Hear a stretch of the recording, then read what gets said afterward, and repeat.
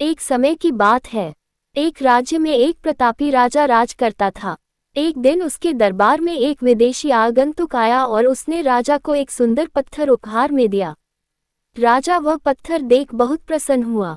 उसने उस पत्थर से भगवान विष्णु की प्रतिमा का निर्माण कर उसे राज्य के मंदिर में स्थापित करने का निर्णय लिया और प्रतिमा निर्माण का कार्य राज्य के महामंत्री को सौंप दिया।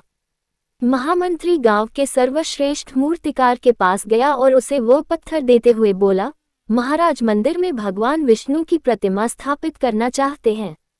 7 दिवस के भीतर इस पत्थर से भगवान विष्णु की प्रतिमा तैयार कर राजमहल पहुंचा देना। इसके लिए तुम्हें 50 स्वर्ण मुद्राएं दी जाएंगी।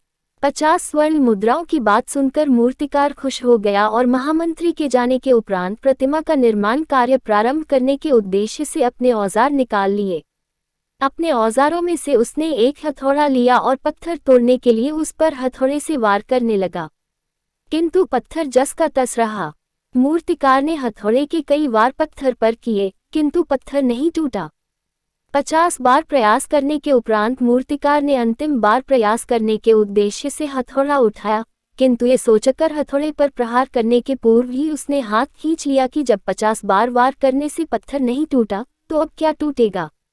वो पत्थर लेकर वापस महामंत्री के पास गया और उसे यह कह वापस कर आया कि इस पत्थर को तोड़ना नामुमकिन है, इसलिए इससे भगवान विष्णु की प्रतिमा नहीं बन सकती। महामंत्री को राजा का आदेश हर स्थिति में पूर्ण करना था, इसलिए उसने भगवान विष्णु की प्रतिमा निर्मित करने का कार्य गांव के एक साधारण से मूर्तिकार को सौंप दिया। पत्थर लेकर मूर्तिकार ने महामंत्री के सामने ही उस पर हथौड़े से प्रहार किया और वह पत्थर एक बार में ही टूट गया। पत्थर टूटने के बाद मूर्तिकार प्रतिमा बनाने में जुट गया। इधर महामंत्री सोचने लगा कि काश पहले मूर्तिकार ने एक अंतिम प्रयास और किया होता तो सफल हो गया होता और 50 स्वर्ण मुद्राओं का हकदार बनता। सीख मित्रों, हम भी अपने जीवन में ऐसी परिस्थितियों से दो चार होते रहते हैं।